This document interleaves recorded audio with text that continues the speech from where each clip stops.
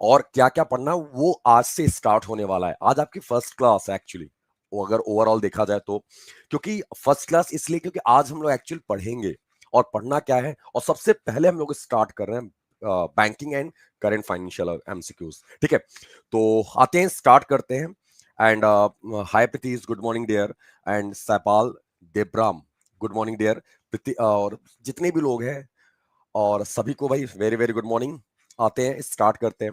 दोस्तों, आपको कुछ चीजें अपडेट कर लेनी है यहाँ पर। अगर हम प्रीवियस ईयर पैटर्न की बात करें या प्रीवियस ईयर की बात करें, लास्ट ईयर की बात करें, तो उसमें जो हमारे क्वेश्चंस पूछे गए थे, ठीक है, जो हमारे बैंकिंग और करंट फाइनेंशियल अवेयरनेस से जो क्वेश्चन आए थे, या फिर कह सकते हो आप यूं कि current banking and financial awareness से जो क्वेश्चन देखे गए, देखने को मिला था, उसको रिलेट किया गया था स्टैटिक बैंकिंग के साथ।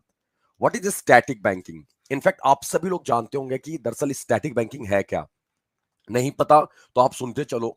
स्टैटिक बैंकिंग की बात करें, ठीक है, जो आपके बेसिक वे में, जैसे हम लोग स्टैटिक बोलते हैं ना, जो स्थिर हो। स्थिर मतलब जो फिक्स्ड हो, एज लाइक जैसे आरबीआई मॉनेटरी पॉलिसी, ठीक है, normally RBI monetary policy, money market, capital market, NPA, ठीक है, नाबार्ड। तो ये सारी चीजें क्या है, एज इट इज वेन, जैसे आरबीआई की हिस्ट्री वो कभी चेंज नहीं हो सकती। It's static topic. अगर हम यहाँ पे करंट बैंकिंग की बात करें, ऐसे बैंकिंग जो करंट अफेयर से रिलेट होते हैं, सपोज दैट कि अभी अगर हम बात करें, आपने सुना होगा प्राइम मिनिस्टर जनधन योजना, पीएम जेडीवाई। जेडीवाई लॉन्च किया गया था 28 अगस्त 2014 में। ओके, तो ये आपका एक्चुअली फिक्स्ड है, यानी कि ये आपका स्टैटिक टॉपिक है। बट उसके कितने साल अभी कंप्लीट हुए जनधन योजना को? How many years completed Jan Dhan योजना? तो गाइस इट्स 9 इयर्स। ये आपका करंट का टॉपिक है। तो ऐसे क्वेश्चंस को दोनों को रिलेट करके पूछा गया था लास्ट टाइम पे। तो यहां पर हम लोग अपडेट करने वाले हैं दोनों चीजें। Is that clear? और आपका यहां पे क्वेश्चन पूछ रहा है कि कितने लोग कितने मंथ का क्वेश्चन, गौतम सर का क्वेश्चन, गौतम भगत सर का क्वेश्चन है कि हाउ मेनी मंथ। गाइज आपको बता दें, लास्ट टाइम पे सिक्स मंथ से क्वेश्चन आए थे, अंडर यानी कि अंडर 6 मंथ्स, यानी कि 6 महीने के अंदर आपके क्वेश्चन पूछे गए थे। एक क्वेश्चन ऐसा था जो आपका 1 साल पुराना क्वेश्चन था।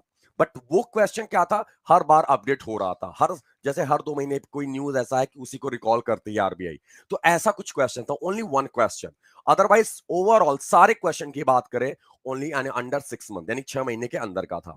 ठीक है, और अंकित बोल रहे हैं I think this is the pre recorded class. Ankit sir, pre recorded कहाँ होगा डियर? आपका नाम ले रहे हैं तो प्री रिकॉर्डेड कैसे हो जाएगा? तो यार, प्री रिकॉर्डेड नहीं है मेरे भाई, डोंट वरी, हम आपके साथ हमेशा रहेंगे। और हाँ, हमने आपको बोला था लास्ट क्लास में कि आपको हम टेलीग्राम ग्रुप भी देंगे, ठीक है, एंड आज आपकी क्लासेस भी होंगी और सारी चीजें कवर करेंगे, प्रॉमिस है। अगर आपको नहीं समझ में आया तो बताना फिर मेरे को, ठीक है। रचित बोल रहे नोटिफिकेशन नहीं मिला। अच्छा रचित, नोटिफिकेशन आई डोंट नो यार क्यों नहीं मिला, अभी बहुत ज्यादा टेक्निकल वो है नहीं साउंड हम, बट हाँ कभी कभी हो जाता है, ठीक है। तो अभी अभी कुछ देखो, ऐश्वर्या मयू, बहुत ज्यादा कुछ नहीं है, बस हम लोग यही डिस्कस कर रहे थे कि दरअसल क्या आया था, कैसा क्वेश्चन आया था, दैट्स इट। अभी हम स्टार्ट करने जा रहे हैं, तो सभी लोग आ गए, स्टार्ट करें। Prabhat Kumar Mishra sir, timing early करो। प्रभात सर, जस्ट इसके पहले मेरी एक क्लास थी, ठीक है, तो उसके लिए आपको वो वाली क्लास मेरी कंप्लीट हो जाएगी, तो हम आपका ये उसको शेड्यूल कर देंगे, यानी कि अर्ली मॉर्निंग कर लेंगे, यानी कि 8 बजे, यानी 8 AM पे कर लेंगे। ओके, तो आते हैं, स्टार्ट करते हैं, ठीक है। सो गाइज, जैसा कि आपको पता होगा, ये आपकी स्क्रीन पर देखो, यहां पर आपको हम क्वेश्चन और आर्टिकल दोनों के फॉर्म में लेके चलेंगे। यानी कि पहले आपका एमसीक्यूज के फॉर्म में होगा, बट एमसीक्यूज ही नहीं पढ़ना आपको। देन इसके बाद आपका जो कोर आर्टिकल है, इसका आर्टिकल है, उससे रिलेटेड क्वेश्चन करने वाले हैं, यानी कि जस्ट इसके बाद आपका हम आर्टिकल कवर कराएंगे। कैसे? ठीक है, तो आपको स्टार्ट करते हैं।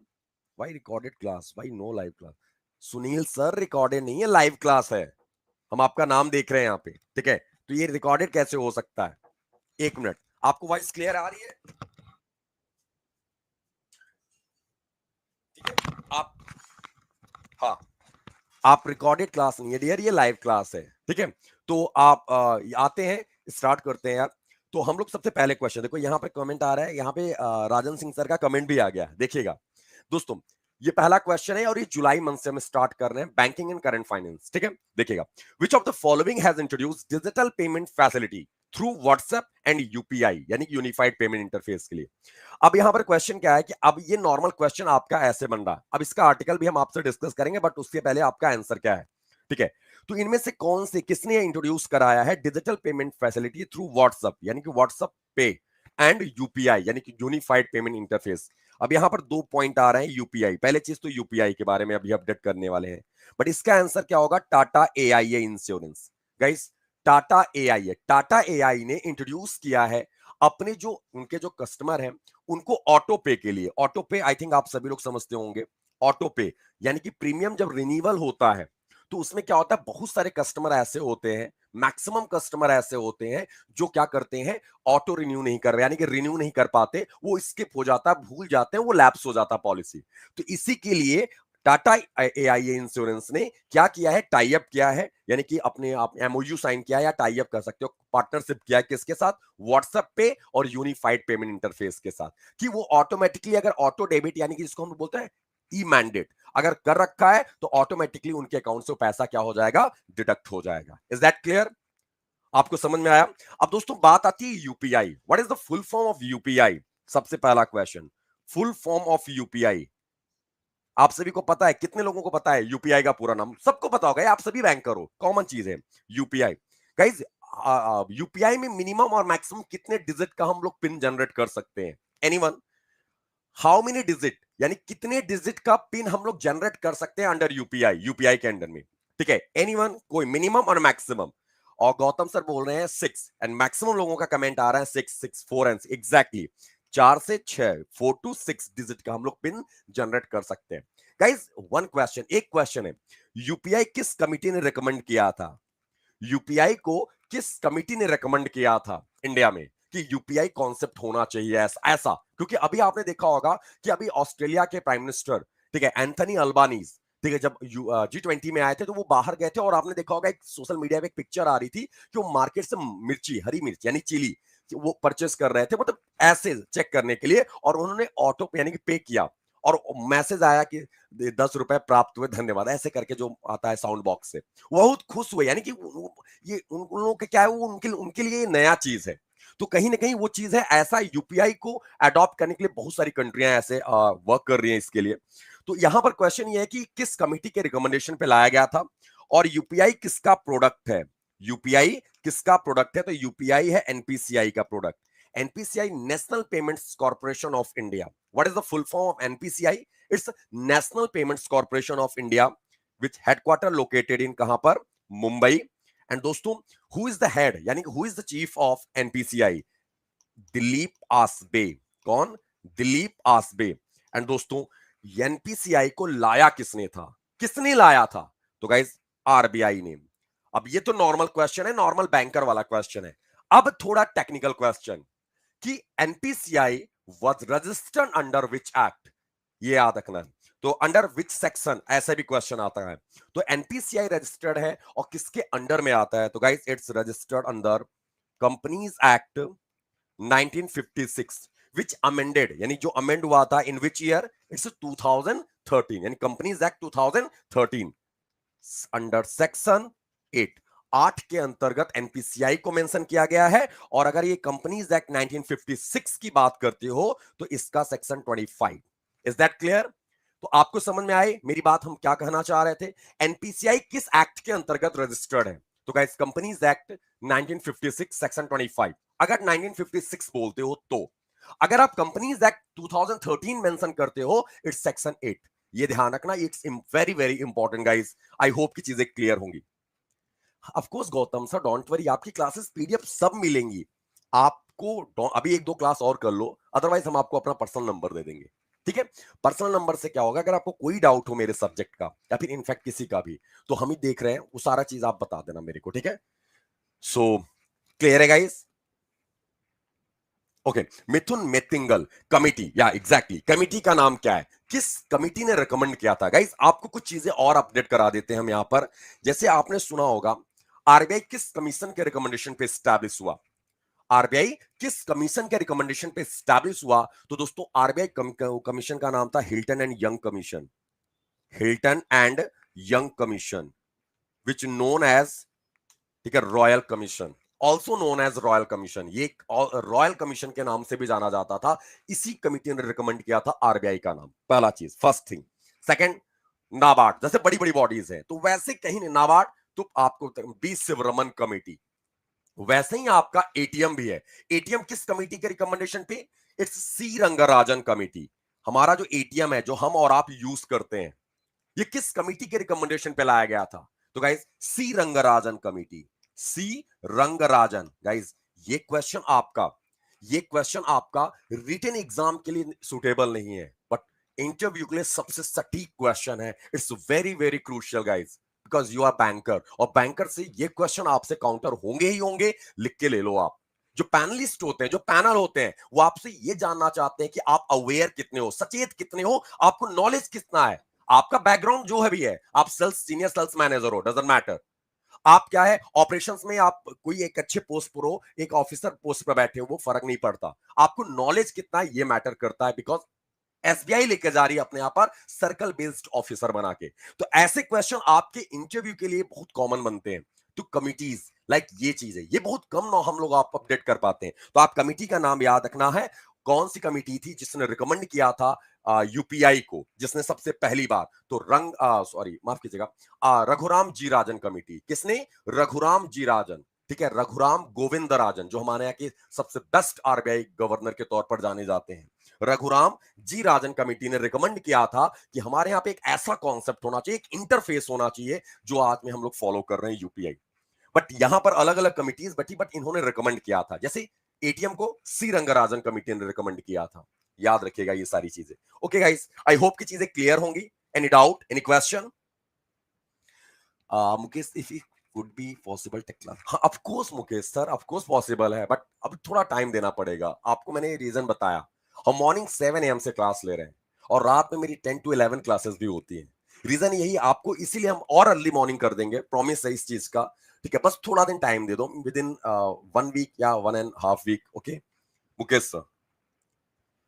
तो गाइस ये आप डोंट वरी, एनोटेशन के साथ हम आपको पीडीएफ भी अपलोड करेंगे, जितना लिखा हुआ है ये सारी चीजें। ठीक है, आते हैं अगले पॉइंट के ऊपर, मूव करते हैं। इट्स आंसर इज फर्स्ट, आपको आंसर भी मिलेगा यहां पर। एंड अब देखिएगा यहां पर, अब यहां पर आपका आर्टिकल है, digital payment facility has been introduced by Tata AIA insurance. Is that clear? First point. Second point, it has launch digital payment through WhatsApp and UPI interface. Okay great, ये भी आपको पता है। With this feature, customer will be able to pay policy premiums digitally. I know, सबको पता है policy पे भाई, कोई भी इंश्योरेंस कंपनी अगर क्या कर रही है, लिंक कर रही है, तो आपको सी बात है, या फिर टाई अप कर रही है डिजिटली यूपीआई और व्हाट्सएप पे के लिए, तो ऑफकोर्स सी बात है वो डिजिटली प्रीमियम ही पे होगा। आपको ऑफिशियली जाके आपको पे नहीं करना पड़ेगा, फिर मैनुअली जाके पे नहीं करना पड़ेगा। They will instantly receive confirmation acknowledgement. अब आप पे कर दोगे तो वहां पे लिख के आ जाता है your payment success via multiple digital payments methods. यानी डिजिटली पेमेंट मेथड जैसे आपका क्या है, आपका यूपीआई हो गया, अब आपका व्हाट्सएप पे हो गया, फोन पे के साथ टाई अप कर लिया, गूगल पे के साथ टाई अप कर लिया, ऑटो पे के लिए। तो ये सारी चीजें तो आपसे नॉर्मली क्वेश्चन यहाँ पे डिस्कस हो सकता है। तो ये आपके आर्टिकल आए थे, उस आर्टिकल को हमने यहां पर लगा रखा, और उसी से रिलेटेड एक क्वेश्चन हमने आपको सामने रख रखा है, ताकि आपको उस क्वेश्चन के थ्रू वो आर्टिकल याद रहे। चीजें क्लियर है? किरण कुमार सर, वेब पे लाइव नहीं आ रहा है। Susmita Paul Chowdhury, sir sound is too low. देखो, आप सभी को प्रॉब्लम्स आ रही है, आप सभी को प्रॉब्लम आ रही है। गाइस प्लीज एक बार कंफर्मेशन दे दो यार आप लोग। ठीक है, आप लोग बोला करो, और मेरी क्लास में तो जरूर बोला करो। आप लोग कमेंट करो। अभी आपका कुछ ऐसा भी फीचर है यहाँ पे, जिसमें हम आपको आपके वीडियो भी आ सकता है, तो वो भी हम बात करेंगे। बहरहाल अभी तो आप बोला करो। ठीक है, नो अच्छा कोई नहीं। आपको देखो सभी को आ रहा है, जिसका साउंड लो है, ठीक है, तो प्लीज मैम आप अपना ईयरफोन अपने ईयरफोन से यूज करो। आप लैपटॉप के चक्कर में मत पड़ो। अगर लैपटॉप बिल्कुल अच्छा है तो आप स्पीकर लगा रखा है तो कोई इशू नहीं है, क्योंकि ये वेब के थ्रू वॉइस जाती है, तो थोड़ा बहुत अप एंड डाउन हो सकता है। नेटवर्क कनेक्टिविटी के थ्रू भी कोई थोड़ा इशू हो सकता है। ठीक है, सुमित बोल रहे हैं you are very much audible. Thank you यार, अच्छा लगा, क्योंकि ये सब ये बोलता है, मेरे को यही सुनना होता है। ठीक है, एनीवे नेक्स्ट पॉइंट को मूव करते हैं, अगले पॉइंट को चलते हैं। Guys, how much was the centre fiscal deficit at the end of May? देखो, ये क्वेश्चन जो है मई के अंत में पूछा जा रहा है। मई मई जून जुलाई। तो ये आपका क्या इतना इंपॉर्टेंट क्वेश्चन नहीं होता। रीजन इस क्या कि ये स्पेसिफिक मंथ मेंशन किया गया है, बट फिर भी आपको यहां पर ये याद रखना है कि क्वेश्चन क्या बनता है। ठीक है, जो नॉर्मली यहाँ की फिजिकल डेफिसिट क्या था सेंटर यानी केंद्र सरकार का at the end of the May के लास्ट में, तो फिजिकल डेफिसिट क्या था। तो गाइज यहां पर आपसे क्वेश्चन ये ध्यान रखना है, और ये क्वेश्चन क्या बनता है इसका, इसमें गवर्नमेंट का कितना लॉस था, यानी कि फिजिकल डेफिसिट था 1.1 लाख करोड़ रुपए, 1.1 लाख करोड़। अभी दोस्तों अभी एक रिपोर्ट आई है आरबीआई के द्वारा। आरबीआई ने ये रिपोर्ट दिया कि हमारे पास इतना फॉरेन रिजर्व एक्सचेंज है, यानी कि फॉरेन रिजर्व है।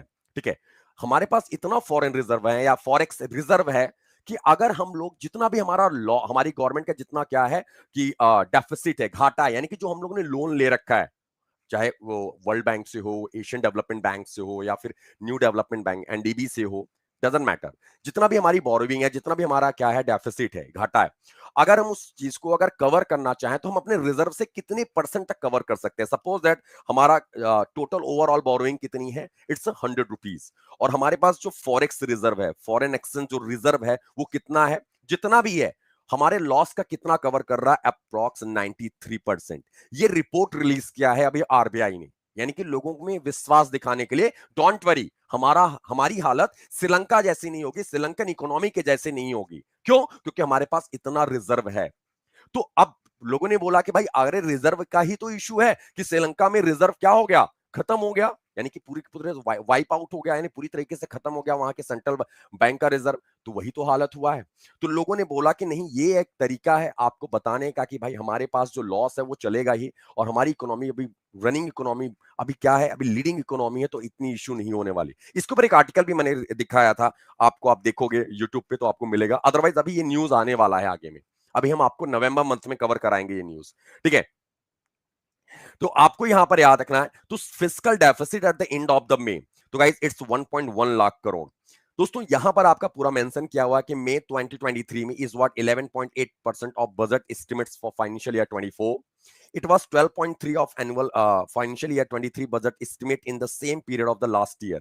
यानी कि जो लास्ट टाइम पे जो था, ये same financial year budget estimate था, सेम पीरियड था, यानी कि इसी टाइम पर उतना कितना परसेंट था, 12.3%। According to the data of the controller general, यानी कि सीजीए, एक होता है CAG controller and auditor general, और एक होता है सीजीए यानी controller general of accounts, the physical deficit was 2,10,287 crore at the end of the May 2023। तो यार ये आपका ये डेटा है, ये जो आपका डेटा आता रहता है इसी के अकॉर्डिंग, तो आप हमको कभी कभी कुछ चीजों के ऊपर डेटा भी अपडेट करना पड़ता है, बट जरूरी नहीं ये इतना इंपॉर्टेंट हो, क्योंकि स्पेसिफिक मंथ अगर आपसे पूछा जाएगा तो वो ज्यादा जरूरी नहीं होता हमारे एग्जाम के लिए। क्योंकि अभी तक लास्ट टाइम के जो बहुत सारे कैंडिडेट थे जिनका सिलेक्शन हुआ, हमने उनसे पूछा था एग्जाम से पहले, तो उन्होंने बोला कि सर डेटा फॉर्म में नहीं आता, बट हाँ आपके आरबीआई के द्वारा जो डेटा आता है उससे क्वेश्चन जरूर पॉइंट आउट किए जाते हैं। तो आरबीआई वाला जो डेटा आता है वो ज्यादा से ज्यादा आपके मॉनेटरी पॉलिसी से पॉइंट आउट करके ज्यादा डिस्कस किए जाते हैं। ठीक है, अगले पॉइंट पर मूव करते हैं। Guys, which of the following banks has launched 34 transactions banking hubs in the top 21 district centres for efficient solutions. ठीक है, 34 transactions banking hub guys, I think आप सभी लोग जानते होंगे। आप सभी लोगों को यहां पे क्वेश्चन क्या है, ऐसे नॉर्मल क्वेश्चन पॉइंट आउट है, 21 डिस्ट्रिक्ट 21 डिस्ट्रिक्ट में, 21 डिस्ट्रिक्ट सेंटर्स में, और 34 बैंकिंग हब्स ओपन करने जा रहा है, इनमें से कौन सा। और गौतम सर का कमेंट आ रहा है State Bank of India. Anyone guys, और सारे लोग, और किसी लोगों का? State Bank of India, Punjab National Bank, Union Bank of India, Axis Bank. दोस्तों State Bank of India establish हुआ था 1955 में, सुनते चलना। पंजाब नेशनल बैंक आया था 1894 में guys, union Bank of India 1919 में, एक्सिस बैंक 1993 में, और आईसीआईसीआई 1994। Is that clear? और दोस्तों आपको बता दें, इनमें से आपका ओनली वन, ये इसका हेडक्वार्टर कहां पर है, न्यू दिल्ली में है, अदरवाइज सबके हेडक्वार्टर कहां पर है, मुंबई में। आपका सबसे, सपोज दैट आप किसी बैंक में हो, सपोज दैट आप एक्सिस बैंक में जॉब कर रहे थे, ठीक है, आपसे आप जाओगे पैनल के सामने, हम रिटन एग्जाम का छोड़ दे रहे हैं, आगे की बात करते हैं, क्योंकि हमें पता है आप लोग इतना डेडिकेटेड हो कि आप रिटन क्वालिफाई कर लोगे, थोड़ी सी अगर मेहनत करोगे ईमानदारी से तो। क्यों, लास्ट टाइम में मैंने देखा है बहुत सारे सर लोग ऐसे थे जो इतने अच्छे खासे पोस्ट पर थे। लास्ट टाइम पे तो एनबीएफसी का भी ऑफर था, एनबीएफसी के जो एक्सपीरियंस थे वो भी अप्लाई कर सकते थे, बट इस बार वैसा कुछ भी नहीं है। ठीक है।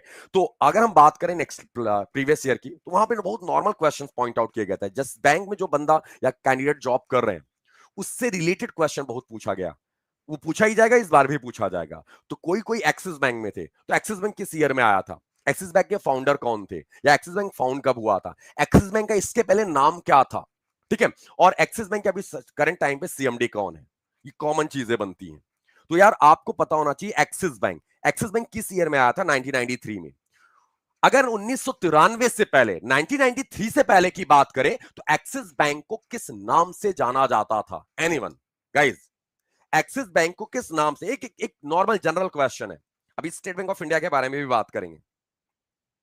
अनिल सर अगर या एग्जैक्टली यार, अभी इंग्लिश में भी आपको मिलेंगे सारे, डोंट वरी। अगर आपको बहुत ज्यादा प्रॉपर वे में इंग्लिश में चाहिए, तो आपको अभी एक दूसरा अभी आपको फॉर्म फिल किया जाएगा, ठीक है, एंड उस फॉर्म में आप फिल कर देना कि आपको प्रॉपर इंग्लिश में चाहिए, तो आपको इंग्लिश की क्लासेस भी मिल जाएंगी। अभी हम लोग प्लान कर रहे हैं उसके रिगार्डिंग, अगर प्रॉपर वे में इंग्लिश चाहिए, क्योंकि यहाँ हिंदी और इंग्लिश की मेजोरिटी है डियर, सो हम लोग को मैनेज करना ही पड़ेगा। Exactly, it's UTI, unit trust of India के नाम से जाना जाता था इसके पहले एक्सिस। ये आप सभी को याद रखना है, unit trust of India. Axis bank, Amitabh Chaudhary अभी हेड है वर्तमान समय में, प्रेजेंट टाइम पे, ठीक है। एक्सिस बैंक के एप्लीकेशन का नाम है दोस्तों लाइम और माई, ठीक है, एक्सिस ओपन बहुत सारा है, तो लाइम किसका एप्लीकेशन है, एक्सिस बैंक का ही एप्लीकेशन है, ये ध्यान रखना। अब यहां पर इसका आंसर क्या होगा, जो 21 district and 34 bank transaction banking hub लगाने जा रही है, it's state Bank of India. Guys, state Bank of India की बात करते हैं। State Bank of India establish हुआ था 1 जुलाई 1955। दोस्तों अगर हम 2023 की बात करें, तो स्टेट बैंक ऑफ इंडिया ने अपना कौन सा फाउंडेशन ईयर ऑब्जर्व करवाया, so guys it's 68th foundation year. कौन सा foundation year, it's 68th foundation year observe करवाया इन 2023, 1 जुलाई, 1 जुलाई को। स्टेट बैंक ऑफ इंडिया इसके पहले किस नाम से जाना जाता था, तो guys it's imperial bank of India. यहां पर कमेंट भी आया धर्मेंद्र सर का, imperial bank of India, imperial bank of India.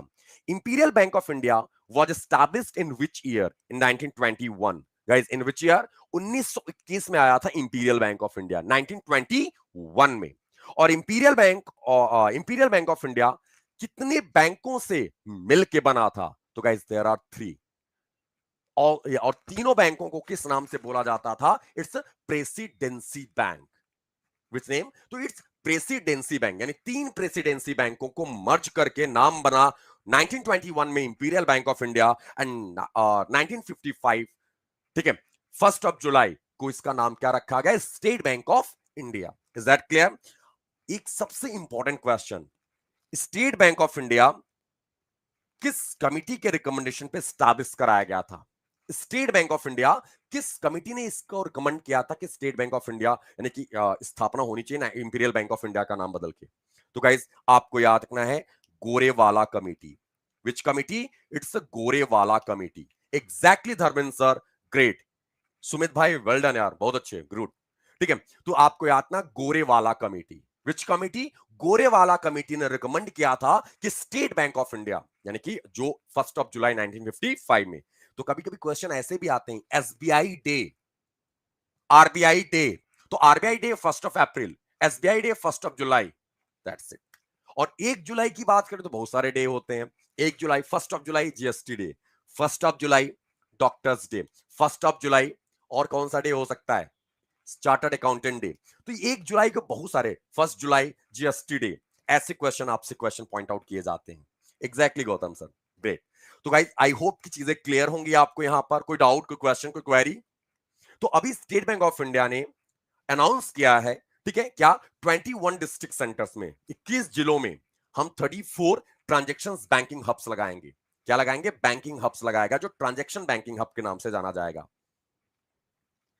विदित सर बोले sir making notes at a time पर, of course Vidit, of course आप सुनो पहले, आप नोट्स के चक्कर में ना पढ़ो, ये मेरी जिम्मेदारी है, हम आपको पीडीएफ शेयर करेंगे डियर, डोंट वरी, ठीक है। हम आपको बिल्कुल एनोटेशन के साथ बिल्कुल ऐसे ही आपको पीडीएफ शेयर कर देंगे, ताकि आप क्या कर सको, उसको आप देख के अपडेट कर सको, या फिर आप एक बार रिवीजन फॉर्म में जाओगे तो ये सारी चीजें रिकॉल हो जाएंगी। ओके, ठीक है, नेक्स्ट पॉइंट मूव करते हैं।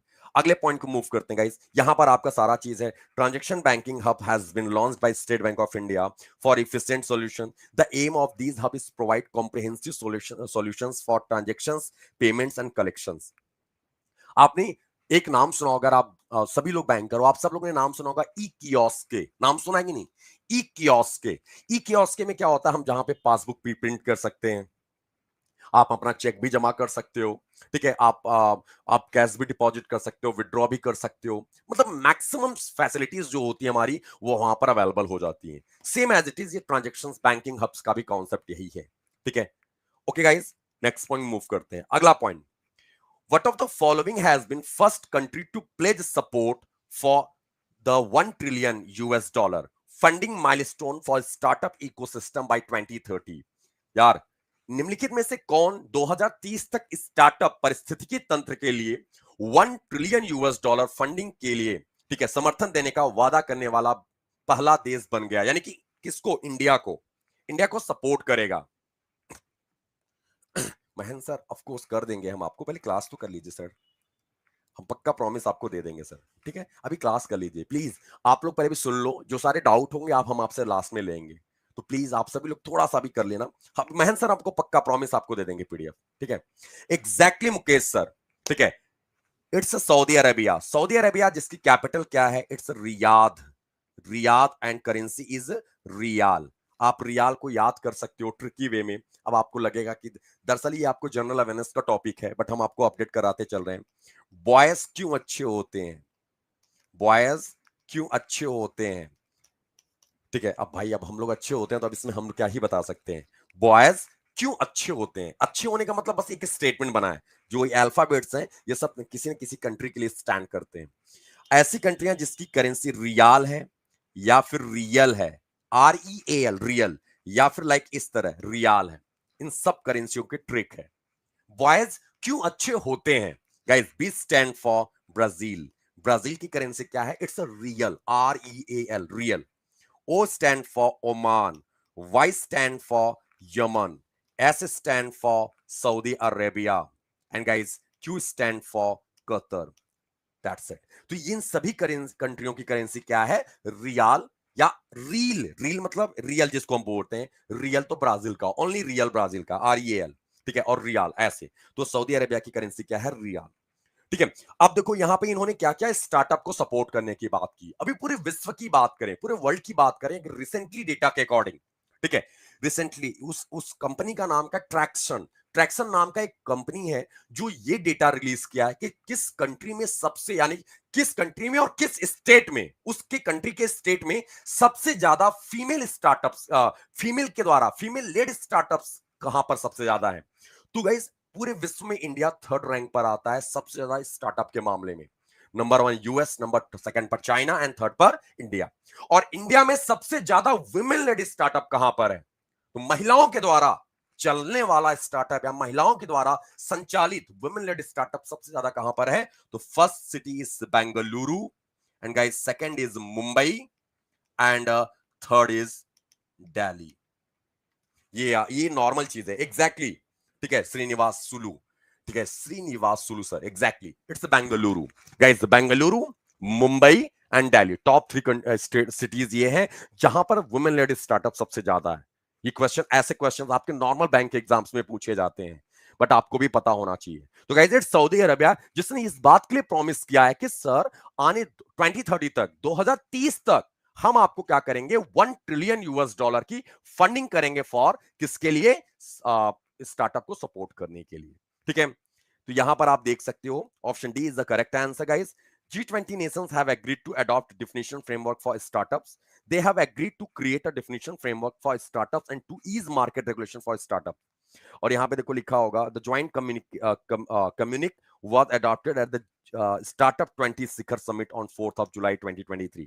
यहां पर ये सारा कुछ लिखा हुआ है जो इन्होंने स्टार्टअप समिट हुआ था आपका गुरुग्राम में, वहीं पर ये सऊदी अरेबिया ने ये प्लेज लिया था, शपथ लिया था, ठीक है। एक चीज याद रखना है, यहां पर एक दो पॉइंट और आपके आ गए हैं। It's G20 guys. Do you know about what is G20? G20, how many countries in G20? What is the theme of G20? And G20 was formed in which year? And who is the founder of G20? सबको पता है ये सारी चीजें, बहुत common question है, क्योंकि 2023 का जो प्रेसिडेंसी यानी चेयरमैनशिप था वो किसके पास था, अध्यक्षता किसके पास थी, इंडिया के पास। लेकिन 1 दिसंबर को ये चेयरमैनशिप किसके पास चला गया, तो ब्राजील के पास। किसके पास गया, ब्राजील के पास। यानी कि अब हम अध्यक्ष, अब हम प्रेसिडेंट नहीं है, यानी कि हमारे पास अब प्रेसिडेंसी नहीं है इंडिया के पास। अब ये प्रेसिडेंसी किसके पास चली गई है, तो ब्राजील के पास चली गई 1 दिसंबर से। अब ध्यान सुनना, G20 का इस फॉर्म हुआ था 1999 में। इन विच ईयर, 1999 में। Who is the founder of G20 guys, G20 के फाउंडर है G7 गाइस। हु, तो कौन, तो it's G7, group of 7, group of 20। अब G20 known as G21 actually, क्यों, क्योंकि एक यूनियन और ऐड हो गया इसमें, अफ्रीकन यूनियन। अब याद करने का तरीका बता देते हैं, ठीक है। 2023 की प्रेसिडेंसी किसके पास थी, भारत के पास थी। किसके पास, भारत के पास थी। एंड गाइस याद रखना, what is the theme of 2023 G20 press, G20 2023 का थीम क्या है, तो वन लाइन बस, वसुधैव कुटुंबकम। व्हाट इज द थीम, तो इट्स वसुधैव कुटुंबकम। आप लोग बोर हो रहे हो, आप लोग का कमेंट कुछ भी नहीं आ रहा मतलब आप लोग बोर हो रहे हो क्या, मोनाली एंड श्रीनिवासुलु, महन सर, गौतम भाई, अब मेरी आवाज आ रही है ना, पक्का बोर नहीं हो रहे हो ना। अगर आप बोर होना, प्लीज देखो, बहुत सारी चीजें हैं, हम सोच रहे हैं मतलब कितना चीज बता दें आपको, इसीलिए हम 1 महीने को 2 दिन में रखा मैंने। आपको सही लग रहा है ना, ओके ओके, ग्रेट ग्रेट। आप लोग प्लीज बोलते रहा करो, मेरे को ये लगता है ना कि मतलब कि अब ये नहीं कि आप क्वेश्चन करो, काउंटर करो, मतलब कि ढेर सारी इधर उधर की पीडीएफ कहां मिलेगी, कैसे मिलेगी, वो सारी चीजें हम आपको बताएंगे, बट हाँ इससे रिलेटेड आप बताते रहना। ग्रेट, ओके मनीष भाई, ओके ओके, ठीक है। चलिए देखिएगा, हम लोग आते हैं, चलिए, हाँ सीरियसली सुनिए आप बस, ठीक है। हम लोग को लगा आप लोग बोर हो गए, भाग गए क्या। एनीवे, तो गाइस G20 आया था 1999 में। Founder is G7। 2023 India president था इसका, यानी कि अध्यक्ष था, और इसका थीम था इट्स वसुधैव कुटुंबकम। ओके गाइस, अब इसमें आपने देखा होगा पीएम मोदी जहां जा रहे हैं वहां पे न्यूज क्रिएट कर दे रहे हैं। न्यूज इन द सेंस कि हमारे लिए बहुत सारी न्यूज क्रिएट हो जा रहे हैं, हमें पढ़ना पड़ रहा है, ठीक है। तो देन आगे हम मूव करते हैं गाइस, यहां पर क्या कि हम कैसे याद करेंगे, आपसे क्वेश्चन क्या पूछा जाता है कि इनमें से, इन फॉलोइंग, इनमें से कौन सी कंट्री नहीं है, यानी कि G20 का मेंबर नहीं है, कौन सी कंट्री। अब ऐसे क्वेश्चन को टैकल करने के लिए, ऐसे क्वेश्चन से निपटने के लिए सबसे पहले हमें यह पता होना चाहिए दरअसल कौन कौन सी कंट्रीज के मेंबर हैं। तो उस चीज को आप कैसे याद रख सकते हो, सबसे इजी वे में, ठीक है। सबसे इजी वे में कैसे, तो उसका ट्रिक बना लो। जैसे अभी हमने आपको सऊदी अरेबिया का ट्रिक बताया था, करेंसी का, रियाल का ट्रिक बताया था ना, सेम एज लाइक। ये है तो जनरल अवेयरनेस का टॉपिक, बट यहां पे कवर करा दे रहे, ठीक है। जैसे क्या, it's Guru ji, listen carefully, ठीक है। गुरु जी सीता अब एसएससी एफसीआई में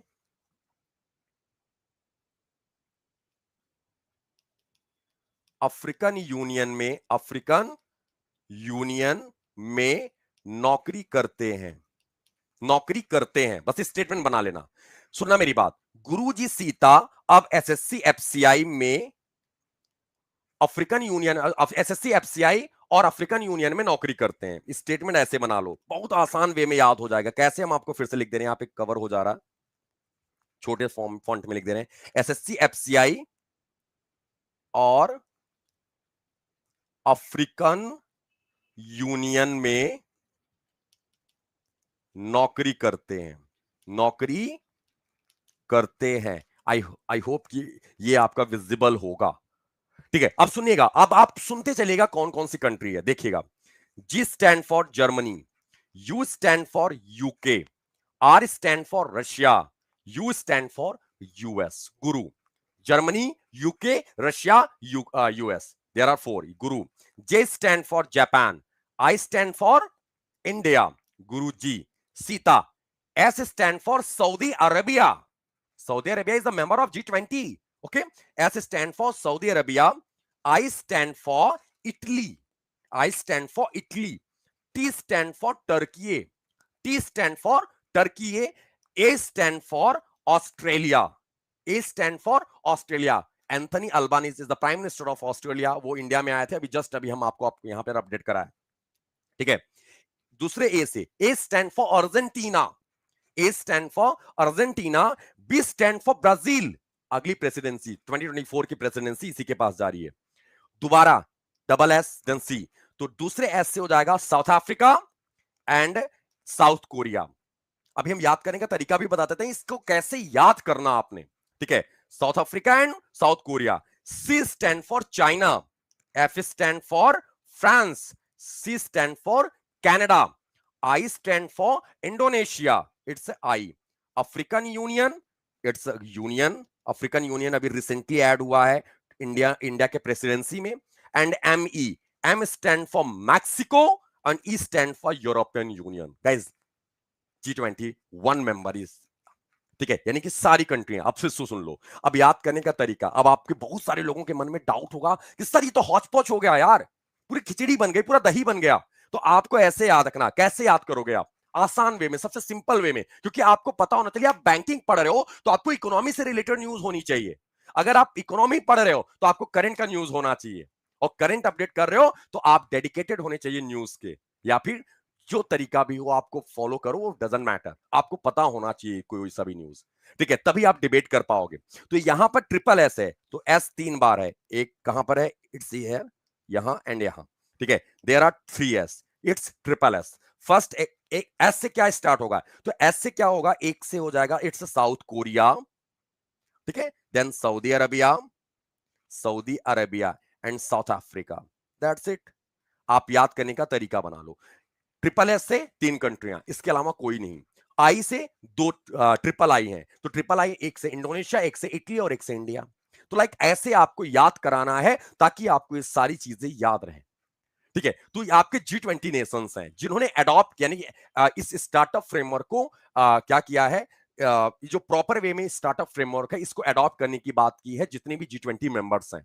और उनमें से सऊदी अरबिया एक ऐसा था जिसने इस बात के लिए प्रॉमिस किया कि हम स्टार्टअप को प्रमोट करने के लिए $1 ट्रिलियन का प्लेज लेते हैं, यानी कि सपोर्ट का प्लेज लेते हैं, शपथ लेते हैं, यानी कि स्टार्टअप को क्या करेगा? सपोर्ट करेगा, ठीक है। तो लाइक कुछ इस तरह। नेक्स्ट पॉइंट, ऑफलाइन का टाइम हो गया। Guru, Germany, UK, Russia, US. Mithun sir, Mithun, Mithun Mitingal. Germany, UK, Russia, US. Okay dear. हाँ, यूके मतलब वही। अच्छा महेंद्र सर, ओके ओके, यानी कि अर्ली मॉर्निंग और अर्ली मॉर्निंग कर लेनी बस। अच्छा एक वीक का टाइम दे दो आप मेरे को, ठीक है, हम जल्दी से उस बैच को खत्म कर देते हैं। एक्चुअली मेरी क्लास चल रही है बैंक प्रमोशंस का, जो ऑलरेडी बैंकर है ना, उनकी क्लासेस होती हैं, उनकी क्लास हम लेते हैं। तो उनकी क्लास लेने तो बैंक प्रमोशंस में आते हैं बहुत सारी चीजें, बैंकिंग है, करंट अफेयर्स है, करंट बैंकिंग है, तो उनकी क्लास हो रही है। तो उनको उनका भी एग्जाम अभी मतलब दूसरा बैच स्टार्ट हो गया, तो वो भी अर्ली मॉर्निंग के लिए वो जिद करके, अदरवाइज हम 9 बजे से पहले क्लासेस स्टार्ट नहीं करते। बट आप लोग जो नॉर्मल बैंकर हैं उनके लिए था तो थोड़ा इशू हो जाता है। कोई नहीं, हम आपका क्या करेंगे कि आपकी क्लासेस को हम पहले कर देंगे, बस 1 सप्ताह का टाइम दे दो, ठीक है। ओहो, अच्छा ध्रुव सर, आई नो यार, बुरा लगता है मेरे को भी डियर। चलिए कोई नहीं सर, डोंट वरी, बस 1 सप्ताह का, ओनली 1 वीक का टाइम दे दो मेरे को बस। 7 AM, विकास सर 7 AM तो पॉसिबल नहीं है, बट 8 AM कर लेंगे सर। हम उस क्लास को अब और पहले कर लेंगे, थोड़ा हो जाएगा। 8 to 9 कर सकते हैं इसको, इस टाइम तक वाइंड अप कर देंगे, इस टाइम तक।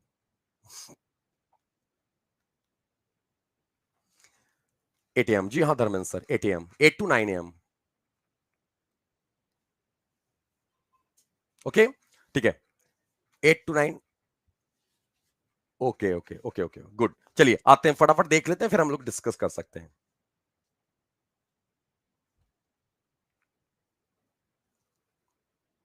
ई stand for Harshita, European Union, it's European Union ma'am. M for Mexico and E stand for European Union, यूरोपीय संघ। ओके ओके मुकेश सर, अच्छा कोई नहीं, चलो आते हैं।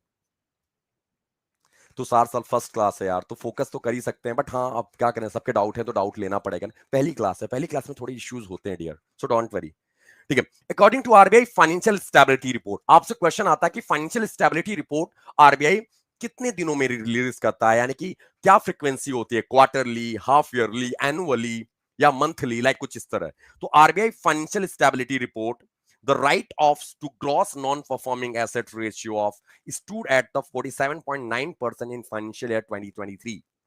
दोस्तों किसका राइट ऑफ किया? राइट ऑफ मतलब इट्स डिस्काउंटेड, ठीक है, यानी कि आरबीआई ने कितने, अब यहां पर आप लोगों ने पढ़ा होगा NPA, non performing assets. What is non performing assets? NPA होता क्या है? नॉन परफॉर्मिंग एसेट्स होते क्या है? नॉन परफॉर्मिंग एसेट्स, गाइस आप सभी लोग एनपीए के बारे में आप जानते होंगे। नॉन परफॉर्मिंग एसेट्स की बात करें दोस्तों, तो बैंक के ऐसे लोन, ठीक है, बैंक के ऐसे लोन या बैंक के ऐसे एसेट जो बैंक को 90 डेज तक रिटर्न प्रोवाइड ना करे, ना तो प्रिंसिपल में ना तो इंटरेस्ट में, it's known as non performing assets. Exactly Rajan sir, जी हां, ठीक है, तो ये आपको याद रखना है। तो यहां पर आपको याद है नॉन परफॉर्मिंग एसेट्स की बात करें एनपीए, तो 90 डेज के बाद इसको किस में मेंशन कर देते हैं हम लोग? एनपीए में। आफ्टर 90 डेज, 90 डेज तक अब क्या होगा? ध्यान सुनना, ये क्वेश्चन आपसे पूछा भी जा चुका है, बट आईबीपी एसबीआई पीओ में आया है, सॉरी सॉरी सीबीओ में नहीं आया, पीओ में आया है। क्या? ध्यान सुनना, इसमें आता है कि after 90 days we are mention किसी भी लोन को किसमें? एनपीए में। तो गाइस फर्स्ट 30 डेज आप सभी को बताना होगा, first 30 days, it's second 30 days and it's third 30 days equal to NPA, यानी कि 90 डेज के बाद एनपीए हो जाएगा। तो ये फर्स्ट 30 डेज को किस नाम से मेंशन किया जाता है? एनीवन? तो गाइस आपको याद रखना, इट्स एसएमए 0। सेकंड 30 डेज को जाना जाता है दोस्तों SMA 1। Exactly Mithun and Monali, great. And third 30 days is SMA 2। What is the full form of SMA? It's special mention account. क्या होगा? Special mention account. Okay guys, special mention account, exactly Rajan sir. तो आपको याद रखना है, जो हम after 30 days NPA में मेंशन कर, 90 डेज एनपीए में मेंशन करते हैं, तो स्टार्टिंग फर्स्ट 30 ऑल्सो नो, यानी नोन एज, किस नाम से जाना जाएगा? और आपका एसबीआई पीओ के एग्जाम में क्वेश्चन कुछ यूं था कि एनपीए मेंशन किया जाता है, आपके ऑप्शंस दिए गए थे NPA SMA 0, SMA 1, SMA 2, SMA 3, SMA 4, ऐसे करके। तो बहुत सारे लोगों ने गलत आंसर करके आए, क्योंकि उनको ये याद था कि 3 एसएमए है, एसएमए ये और ये, देयर आर 3। बट कुछ लोगों को ध्यान नहीं था कि एसएमए 1 से स्टार्ट नहीं है, इट्स एसएमए 0। तो एसएमए 2 के बाद वो एनपीए हो जाएगा। कुछ लोगों ने एसएमए 3 के बाद एनपीए टिक करके चले आए, वो निगेटिव यानी कि गलत आंसर हो गया। बहुत सारे कैंडिडेट थे, उनको याद ही नहीं था, ध्यान ही नहीं था। तो बट हम लोग बहुत बारीकी से आपको अपडेट करते हैं, याद रखना है एसएमए 0 से स्टार्ट करना और एसएमए 2 के बाद वो एनपीए हो जाएगा। अब ये तो नॉर्मल है। अभी आपने एग्रीकल्चर लोन की बात किया, आपने देखा होगा महाराष्ट्र और मध्य प्रदेश में बहुत सारे किसानों का लोन माफ हुआ। तो गाइस एग्रीकल्चर लोन कितने दिनों के बाद एनपीए में मेंशन होता है? कितने दिनों के बाद? तो गाइस कैसे? तो आपको बैंक यहां पे बाइफर्केट करता है दो चीजों में। एक होता है शॉर्ट ड्यूरेशन क्रॉप। क्या होता है? अभी हम एनपीए होगा तो हम आपको एक्सप्लेन करेंगे, डोंट वरी, बट आपको बस एक आप समरी देख लो। एक होता है शॉर्ट ड्यूरेशन क्रॉप, एक होता है long duration crop. Short duration crop को कितने दिनों के बाद एनपीए में मेंशन होता है? यहां पर तो आपने बोल दिया sir it's 90 days, after 90 days we mention in NPA, ठीक है। बट शॉर्ट ड्यूरेशन और लॉन्ग ड्यूरेशन क्रॉप की बात करें, तो शॉर्ट ड्यूरेशन क्रॉप की बात करते हैं, तो शॉर्ट ड्यूरेशन को कितने दिनों के बाद एनपीए में? तो गाइस इट्स 2 क्रॉप सीजन। क्या? 2 crop season. And long duration crop को 1 क्रॉप सीजन के बाद एनपीए में मेंशन किया जाता है। श्रुति मैम एंड सब लोग जितने भी हैं, हाँ श्रुति मैम 18 मंथ्स मेंशन कर रही हैं। मैम पहली चीज तो इसको मंथ मेंशन नहीं करना बच्चे, आपको आपको क्या मेंशन करना है? इट्स क्रॉप ड्यूरेशन या क्रॉप सीजन, याद रखिएगा, it's not duration, actually it's crop season. आपको एग्रीकल्चर में क्रॉप सीजन, भाई कोई भी किसान अगर लोन लेता है एग्रीकल्चर के लिए, तो किसी न किसी क्रॉप के लिए लोन लेगा ना, चाहे वो बनाना की क्रॉपिंग करे या फिर आपका हार्वेस्टिंग, यार जिसका भी चीज हो, चाहे पैडी हो, वीट हो, डजंट मैटर। तो उसका क्रॉप सीजन क्या है? गेहूं कितने दिनों में बन के यानी पक के तैयार हो जाता है? प्रॉपर वे में अगर हम बात करें शुरू से लेके अंत तक, तो प्रॉपर 6 मंथ लग जाते हैं मोटा मोटी। तो इट्स क्रॉप ड्यूरेशन, तो याद रखना है।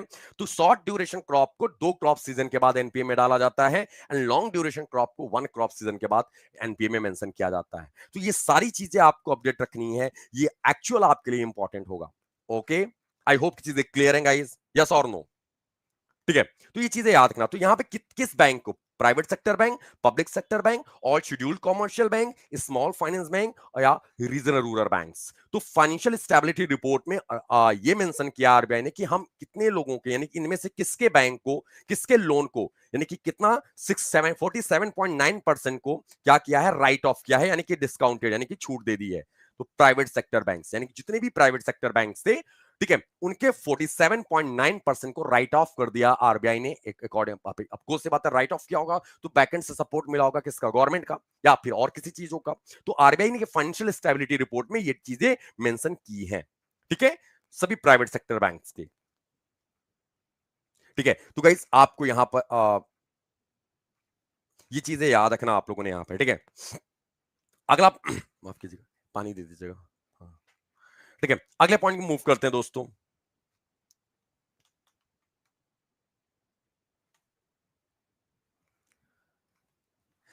Renukast, please speak in English also if you are teaching in full Hindi content. Renukast, I think सारे कंटेंट तो आपको इंग्लिश में ही है एंड एक्सप्लेनेशन भी हाँ थोड़ा बहुत हो जाता होगा, बट एक्चुअली मैम अगर आपको, मैम या सर जो भी है, आपको अगर आपको एक फॉर्म मिलेगा अभी में, आप उस फॉर्म को फिल कर लेना, अभी जस्ट आपको मिल जाएगा, हम बात कर लेंगे बैकएंड से। देन अगर आपको प्रॉपर वे इंग्लिश में चाहिए, प्रॉपर इंग्लिश में चाहिए, ठीक है, देन आपको वहां पर उस फॉर्म को फिल कर देना, आपको इंग्लिश की क्लास अवेलेबल हो जाएगी। ओके, एंड मुकेश सर का कमेंट आंसर आ रहा है, इट्स एचडीएफसी बैंक। ओके, आते हैं, स्टार्ट करते हैं। Which of the following was introduced it's global private banking business, global private banking business in India to serve high net worth, HNW, high net worth and, ठीक है, and ultra high net worth individuals and their families. Guys, Citibank, HSBC, HDFC, ICICI and IDFC. Which bank? तो guys यहां पर question क्या है, high net worth and ultra ultra high net worth individuals and their families को global private banking business सर्व करेगा, और introduce किया इन्होंने किस किस बैंक ने, इट्स एचएसबीसी। दोस्तों किसने, वेदांत डोंट वरी, हम बता देंगे, अभी रुक जाओ, अभी यहाँ पे आपको कट ऑफ की बात है प्रीवियस ईयर की, पहले ये तो देख लो सर, अभी क्लास की जो टाइमिंग है वो तो कवर कर लोगे मेरे भाई, प्लीज प्लीज प्लीज। ओके, देखिएगा एचएसबीसी, एचएसबीसी की बात करते हैं guys, what is the full form of HSBC. सबसे पहला क्वेश्चन, full form of HSBC, HSBC का पूरा नाम क्या है, anyone, and where is the headquarter of HSBC, HSBC का हेडक्वार्टर कहां पर है। और दोस्तों सबसे कॉमन क्वेश्चन, आप सभी लोग बैंक करो, आप सब लोग जवाब देना, ये normal common question in the sense की मिंटू से कि ये नॉर्मल सबको पता होगा ही होगा। फर्स्ट एटीएम, ध्यान सुनिएगा, first ATM in India launched by which bank, किस बैंक के द्वारा लॉन्च किया गया था पहला एटीएम इन इंडिया, इंडिया में, and which committee recommended it establishment of ATM, किस कमिटी ने रिकमेंड किया था एटीएम के एस्टैब्लिशमेंट के लिए गाइस, तो आपको यहां पर याद रखना है, उस कमिटी का नाम हमने आपको अभी कुछ देर पहले ही बताया था, सी रंग राजन कमिटी। क्या होगा, सी रंग राजन कमिटी, हमारे आरबीआई के former governor Rangarajan committee, C Rangarajan committee. Okay, and दोस्तों first ATM in India, first ATM in India HSBC ने लगाया था, किसने लगाया था, एचएसबीसी ने लगाया था, और फर्स्ट एटीएम इन इंडिया, ये याद रखना है आप लोगों ने। एंड गाइस एक मिनट,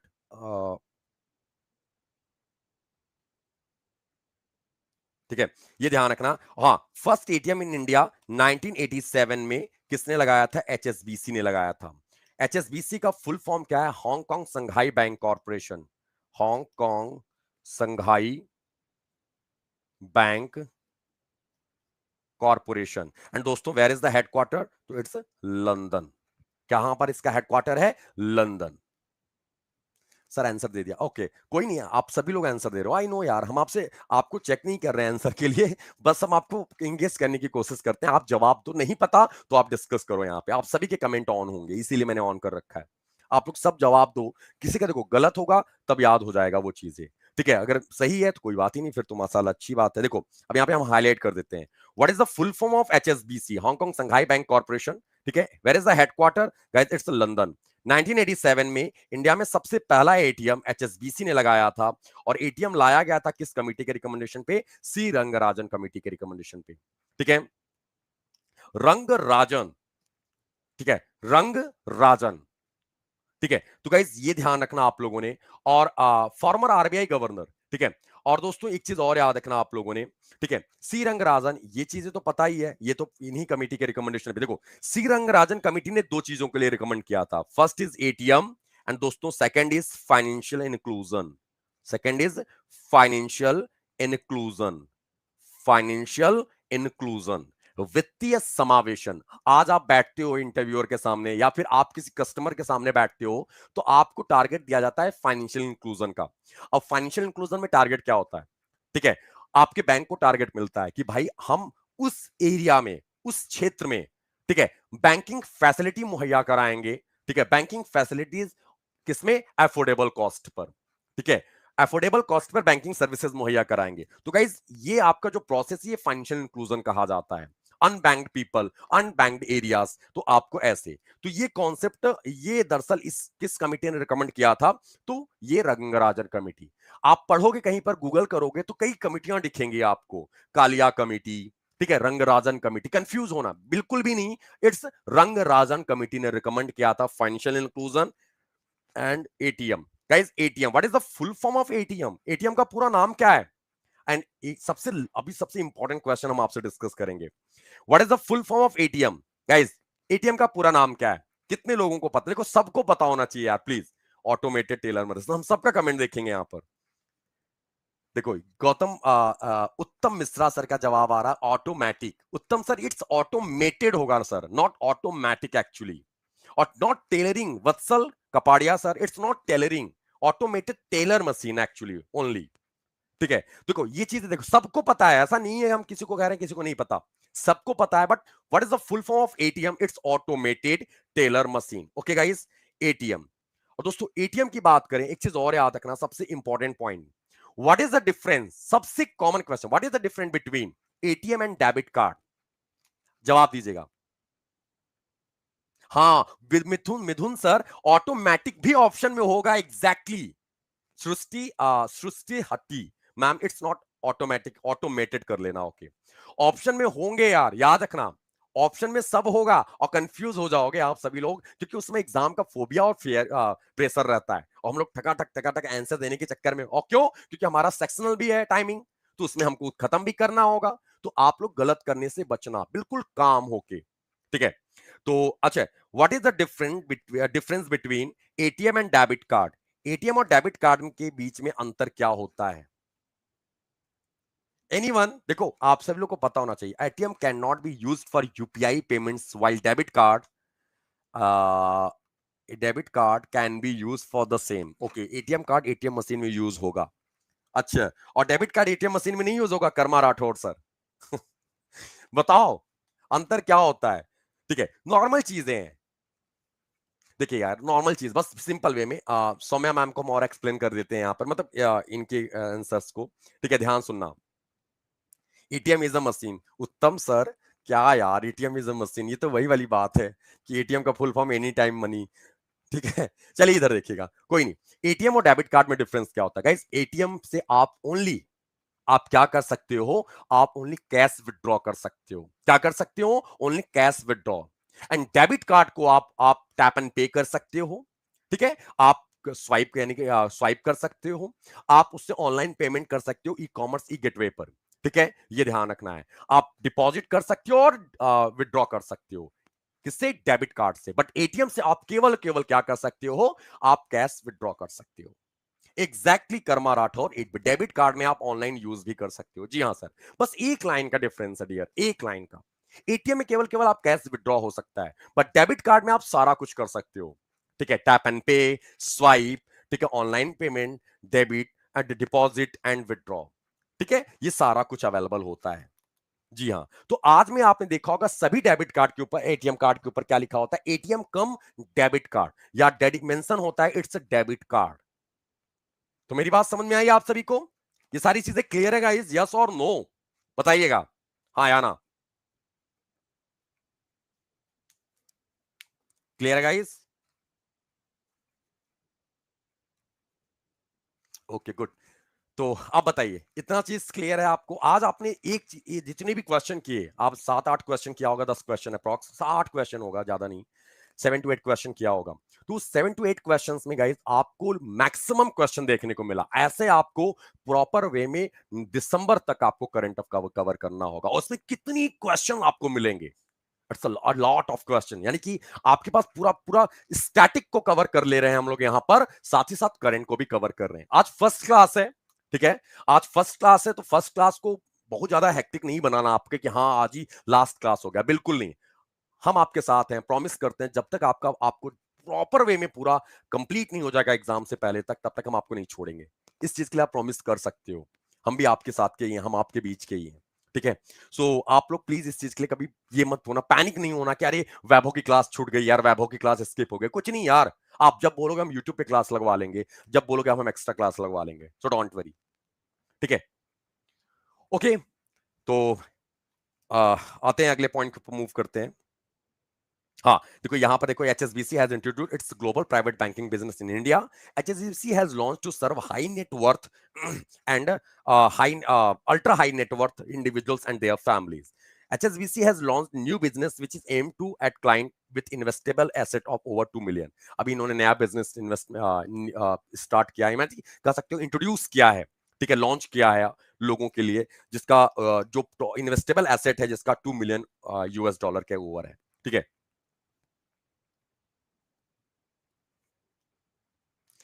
एक मिनट क्वेश्चंस के साथ में सब क्वेश्चंस करवाते हो, इसकी पीडीएफ मिली। कर्मा राठौर, अभी हम जैसो देखो, आपका जितना भी एनोटेशन, जितना भी मैंने लिखा है, सारे क्वेश्चन किया है मैंने, उसको लिखा भी है, ठीक है। यहां पर एनोटेशन के साथ आपका जो भी मिलेगा उस सभी को पीडीएफ में कन्वर्ट करके हम आपको शेयर कर देंगे। ओके, क्लियर है? कोई डाउट, कोई क्वेश्चन? चलो, आज के लिए हम लोग इतना ही रख लेते हैं, ठीक है। आज के लिए हम इतना ही रख रहे हैं, और हम आपको 5 मिनट प्रायर, हम 5 मिनट पहले छोड़ रहे हैं। अगर आपको प्लान होता है तो एक ही 2 दिन में हम आपकी क्लास को 8 to 9 कर लेते हैं, ठीक है, 8 से 9 कर लेते हैं, ठीक है गाइस। सुबह 8 से 9 कर लेंगे हम लोग। अच्छा, इसको क्वेश्चन कवर कर लें। देखो, who chair the inter departmental group of RBI that recommended major और टू इंटरनेशनलाइज रूपी। दोस्तों, अपनी इंडियन करेंसी को, आपने देखा होगा आरबीआई ने बोला है कि हम अपनी इंडियन करेंसी को इंटरनेशनलाइज करने वाले हैं। उसका क्या करने वाले हैं? अंतरराष्ट्रीयकरण, हमारी इंडियन करेंसी को। मतलब अब कौन सी बात है, कौन कंट्री नहीं चाहती यार इंटरनेशनलाइज करना, ठीक है। तो यहां पर इसके लिए इंटर डिपार्टमेंटल ग्रुप बना है। देखो, कोई भी चीज होता ना, आरबीआई इतनी सी काम होगा, इस छोटो सा काम, उस छोटू से काम के लिए आरबीआई एक कमिटी बनाएगी, एक वर्किंग ग्रुप बनाएगी, उस ग्रुप का चेयरमैन भी दिया जाएगा। तो यहां पर वो क्वेश्चन हमारे लिए नया चीज बन जाता है वो, ठीक है। तो इंटर डिपार्टमेंटल ग्रुप क्रिएट किया है, और उसका चेयर किसका अध्यक्ष, किसको अध्यक्ष बनाया है? तो राधा श्याम राथू को। किसको गाइस? राधा श्याम राथू को। किसको? राधा श्याम राथू को। ओके गाइस, अब यहां पे देख लेंगे हम। RBI panel recommended measure to internationalise rupee. Okay, it's recommended it facilitating a local currency settlement. आपने अभी देखा होगा, हम यूएई से लोकल करेंसी में डील किए हैं क्रूड ऑयल के लिए। किसके लिए? क्रूड ऑयल के लिए। और क्रूड ऑयल को हमने पेमेंट किया है in which currency guys? Dirham. Because dirham is the currency of, dirham is currency of UAE, United Arab Emirates. अभी पीएम मोदी COP28 की मीटिंग में वहीं पर गए थे, ठीक है। It also recommended encouraging opening in INR, ठीक है, accounts for non resident both with in outside India. यानी कि जो इंडिया में तो रह ही रहे हैं जो ठीक है, जो इंडिया के बाहर है उनका भी अकाउंट हम किसमें? INR अकाउंट्स ओपन करते हैं। यानी कि जो हमारी इंडियन करेंसी में, वहां की करेंसी में जो अमाउंट दिखता है वो नहीं, हमारी इंडियन लोकल करेंसी में, हमारे इंडिया की करेंसी में अकाउंट ओपन होगा। Inter departmental group of Reserve Bank of India was chaired by RBI executive director, ध्यान सुनिएगा, RBI executive director Radha Shyam Rathu. Guys, एक क्वेश्चन और आपसे क्वेश्चन आ सकता है कि at present how many executive director in RBI? There are 16। अभी वर्तमान समय में आरबीआई में कितने एग्जीक्यूटिव डायरेक्टर्स हैं? Guys, there are 16 executive director at in RBI at present, अभी वर्तमान समय में। ओके गाइस, एक चीज और याद रखना, सबसे इंपॉर्टेंट, हमने ये 16 वाला क्वेश्चन क्यों बताया आपको? क्योंकि अभी रिसेंटली में अभी एग्जाम हुआ था, उसमें ये क्वेश्चन आया था कि आप एसबीआई क्लर्क, पिछले साल की बात करें, पिछले पिछले साल की बात करें और अभी में, क्वेश्चन ये था, पिछले साल एसबीआई क्लर्क में क्वेश्चन था कि अभी जो नीरज चोपड़ा का जो जैवलिन है, जो भाला है, जो जैवलिन है, what is the weight of Indian main javelin? यानी कि जो जो पुरुष जैवलिन होता है, मेल जैवलिन होगा, उसका वेट कितना है? तो आपको बता दें फॉर नॉलेज इट्स 800 ग्राम, कितना, 800 gram. And what about female javelin, female javelin, तो गाइस ये क्वेश्चन अभी अभी आया था, it's 600 grams. 600 gram female javelin का वेट है, 800 ग्राम मेल जेवलिन का वेट है। एक्चुअली ये क्वेश्चन आपके एग्जाम में पूछा गया था, इसीलिए हम आपको यहां पर मेंशन कर दिए कि how many executive director in RBI at present, guys there are it's 16, okay, 16 आपके एग्जीक्यूटिव डायरेक्टर्स हैं अभी वर्तमान समय में। ओके, आज के लिए इतना ही रखते हैं दोस्तों। ओके, आज के लिए इतना ही है। नेक्स्ट क्लास में कल में हम लोग फिर से इसके आगे कैरी फॉरवर्ड करेंगे। एंड बहुत सारी चीजें हैं जो आपसे अपडेट भी करना है, बहुत सारी चीजें आपको हर हर सभी क्वेश्चन में, एवरी क्वेश्चन आपको नए क्वेश्चन देखने को मिलेंगे, और ढेर सारा क्वेश्चन वहां पर अलग से स्टैटिक का क्रिएट होगा, और नहीं होगा तो हम आपका क्रिएट कर देंगे, don't worry. Sheikh Rajan sir, कल की क्लास आपके 8:30 to 9:30 ही मेंशन करो आप अभी फिलहाल के लिए, 8:30 to 9:30। सो प्लीज आप 8:25 पर अवेलेबल रहना अपने पोर्टल पे, क्योंकि मेरा जो मेरे यहाँ पर है वो स्टार्ट हो जाता है 8:25 पर, 8:25 पर मेरा पोर्टल ओपन हो जाता है यहाँ पर क्लास का, तो हम स्टार्ट कर देंगे। हम 5 मिनट एक्स्ट्रा ही लेके चलेंगे, यानी कि 1 घंटा 5 मिनट की क्लास होगी आपकी। तो आप कल प्लान करके वैसे ही आना सर, 8:25 पर एनी हाउ आप सभी लोग अवेलेबल रहना। ओके, और गाइस एक चीज और सबसे इंपॉर्टेंट, आपकी जस्ट इसके बाद फीडबैक फॉर्म जाएगा, सो प्लीज आप सभी लोग फीडबैक फॉर्म फिल कर देना, ठीक है। ये इंपॉर्टेंट भी है एक लेखे से, मेरे लिए भी और आपके लिए भी। ओके, तो आप सभी लोग, और क्लास के वहां पे पूछा जाएगा कैसी रही क्लास, तो वो आपको पता ही है। Anyway, how to job profile certificate, देखो दिल राय एंड किसी और ने पूछा है, गाइस जॉब प्रोफाइल की बात करें, जॉब प्रोफाइल की बात करते हैं, तो गाइज आप जॉब प्रोफाइल में पहली चीज तो आपका यहां पर पूछ बोला गया एसबीआई पीओ की इक्विवेलेंट होनी चाहिए वर्किंग प्रोफाइल। तो जरूरी नहीं आप कि वर्किंग प्रोफाइल अगर एसबीआई पीओ की इक्विवेलेंट होगा तो पर सैलरी जस्टिफाई नहीं हो पाएगा। तो यहां पर दोनों चीजें स्क्रीनिंग कमिटी जो है वो दोनों चीजें देखेंगी, आपकी जॉब प्रोफाइल यानी कि जो आपका वर्किंग प्रोफाइल है वो, ठीक है। एंड दोस्तों दूसरा चीज क्या होगा, दूसरा आपका क्या देखा जाएगा, आपकी सैलरी, ठीक है। तो आप ऐसा नहीं कि कोई सेल्स ऑफिसर है और उसकी सैलरी 13,000 है तो आप उस प्रोफाइल को जस्टिफाई नहीं कर रहे हो, ये ध्यान रखिएगा आप सभी लोगों ने। तो इस चीज को बहुत प्रैक्टिकल वे में मेंशन करना है अपने जॉब प्रोफाइल को, पहली चीज।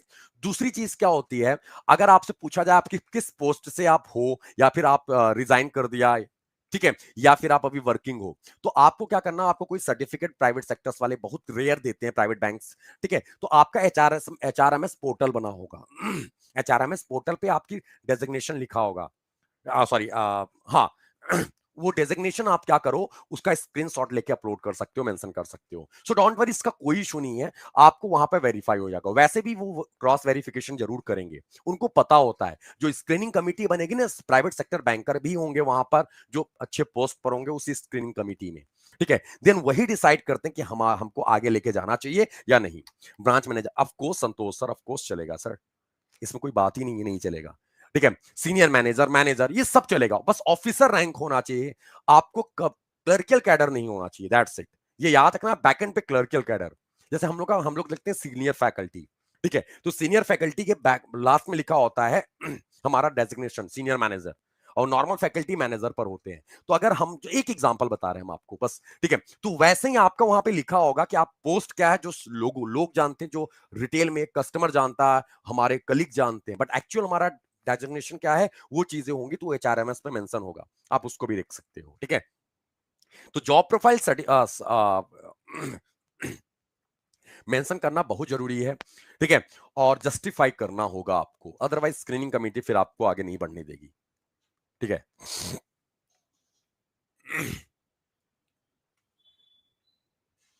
Saqib Noor, Taylor is eligible for CB और नॉट, आई थिंक नहीं होगा टेलर।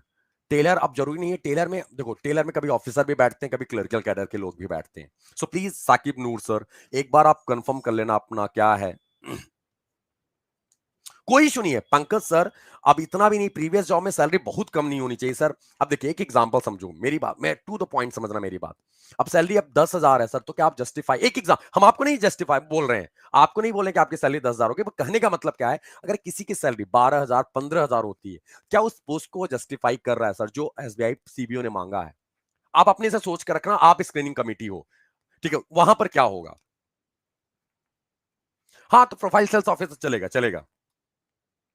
सोशल मीडिया ग्रुप, आप मेरा ग्रुप है, आप ज्वाइन कर सकते हो। बट अब हम आपको इन्फॉर्म करेंगे।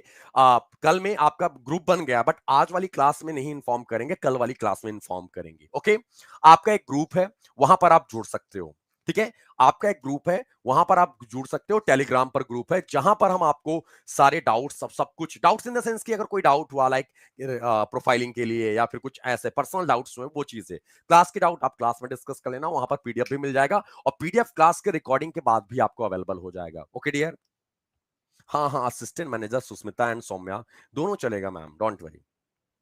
हाँ हाँ, डीएम डेप्यूटी मैनेजर भी चलेगा, मुकेश सर ऑफ कोर्स चलेगा। ठीक है, बट आप समझ लेना कि क्या कहना चाह रहे हैं हम। ठीक है, तो थैंक यू गाइस, आज के लिए फिलहाल इतना ही। एंड प्लीज प्लीज प्लीज आप सभी लोग फीडबैक फॉर्म फिल कर देना यहां पर।